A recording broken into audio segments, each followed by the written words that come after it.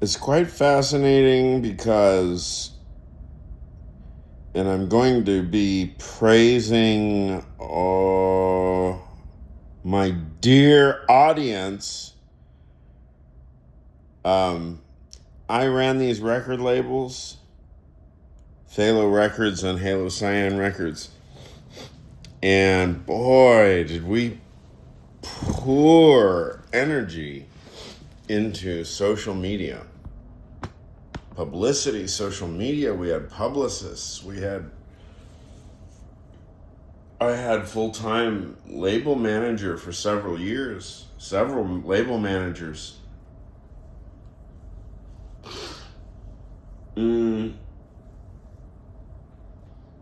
I mean, and I don't think that we got any engagement at all. What is engagement? Dear friends, what is engagement? I've been doing this YouTube channel since, I don't know, summertime, let's say. And there are now maybe 3 or 4 comments. And on the other YouTube channel that I was forced, the other YouTube channel. This is the other YouTube channel. This is the other YouTube channel. Jesus Lord.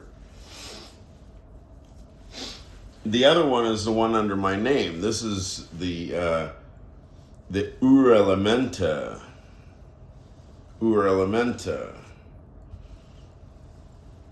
from Set Theory. So engagement, now none of you are, actually a couple of you are maybe anonymous. I don't know. But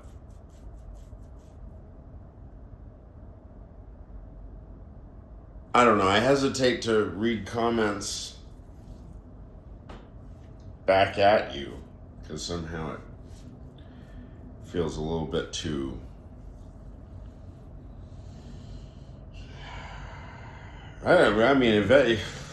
that's probably should. I don't know.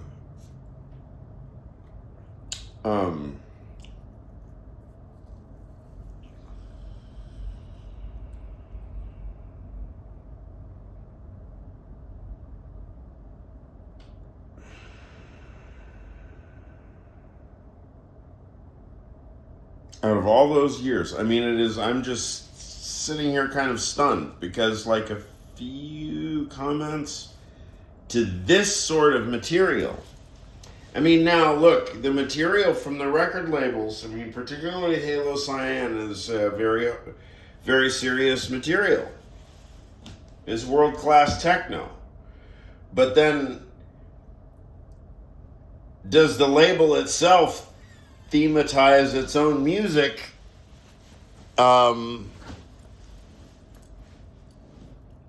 tightly enough, narrow in a narrow enough focus, a narrow enough concentration? So probably not. It's Pierre here and Beltram there, and then it's Kang Ding Ray and ASC. Oh, and then there's some Italian guys too, and some grime guys from UK, and there's Gravius from Glasgow, and well, it all looks good, it all sounds good, all the names are interesting, all the laser engraving is interesting.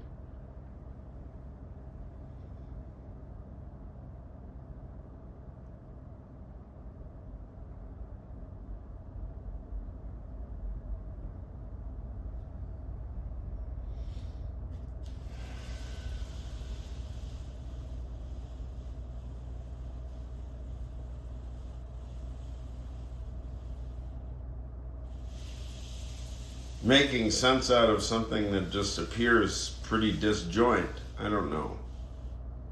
Comprehensive.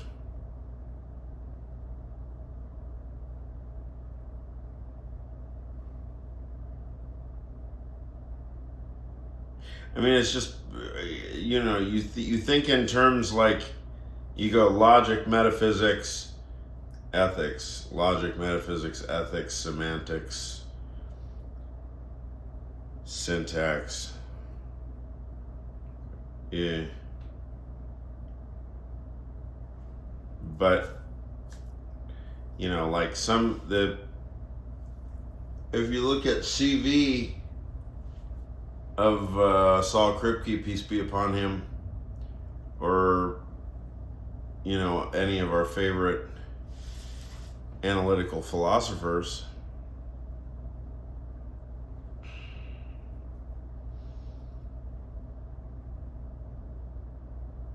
David Chalmers,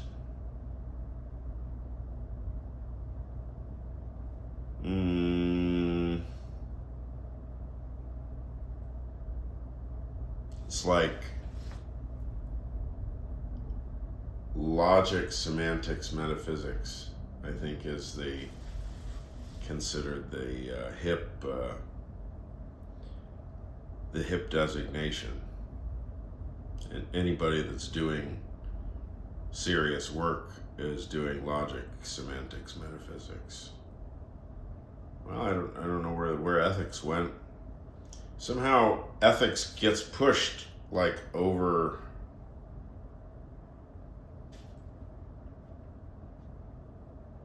They keep them really separate, even within philosophy. It's like if you do ethics or you do metaphysics. Like it's either, and it's not an objective subjective distinction, obviously, because ethics is done in a rigorously scientific way. I mean, you read John Rawls. I mean, he's a scientist. It's like constitutional law.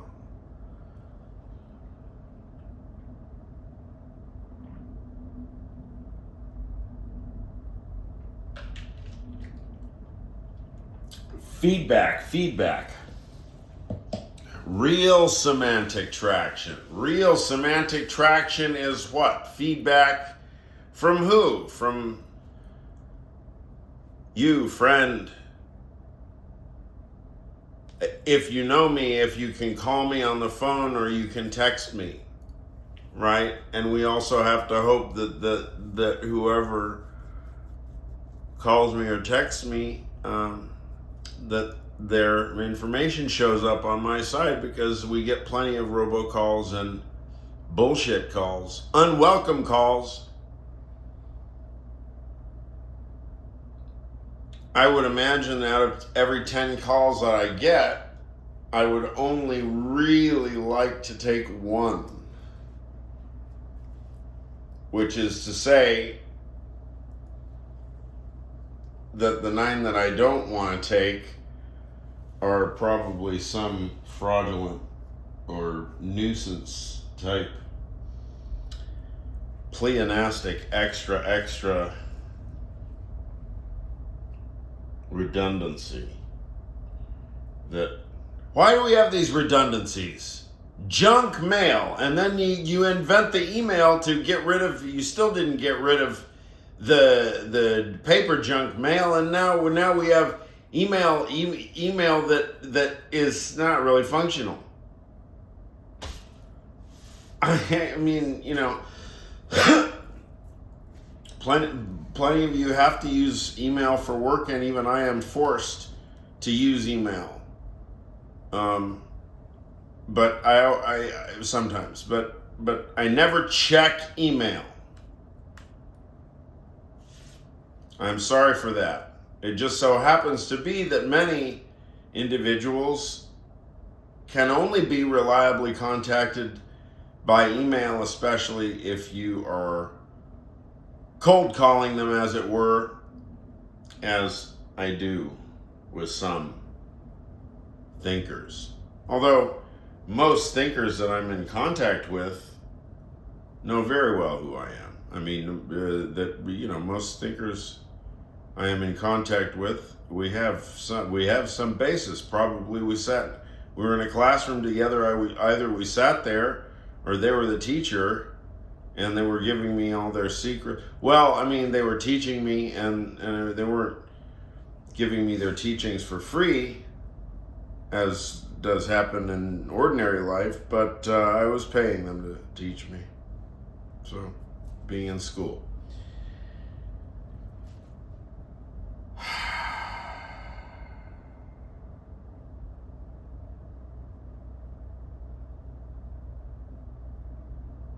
Feedback.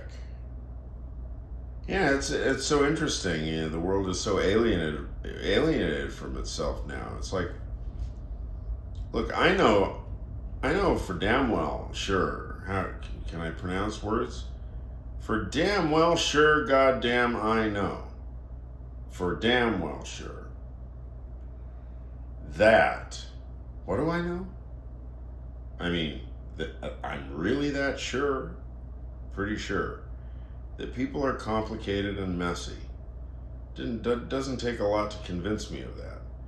I mean, my mind became complicated and messy very, very early on.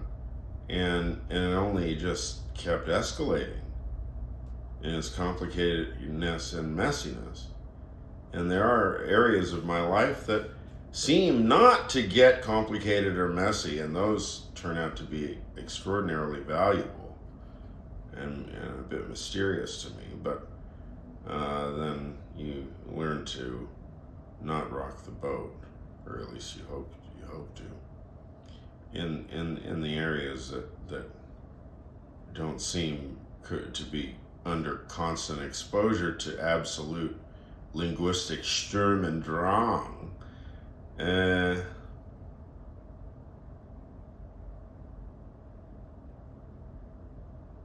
Okay, so we want feedback, we get alienated, we're all solipsistic now. I mean, it's almost like, well, if you're not solipsistically staring at a screen and you're not getting laid, like right now, if you're not staring at a screen in some dialogue or criticism, or, I don't know, watching something, or you're not like fucking or having dinner with friends. I don't know, but I'll go back to the idea of the Mama tried earlier. You know, one does not hope to just meet somebody and exchange 5 words of conversation and then just as an excuse to expound some monologue of thought experiments. Well, you know,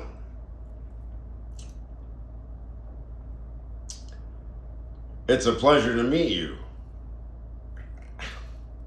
That's, if you need thought experiments,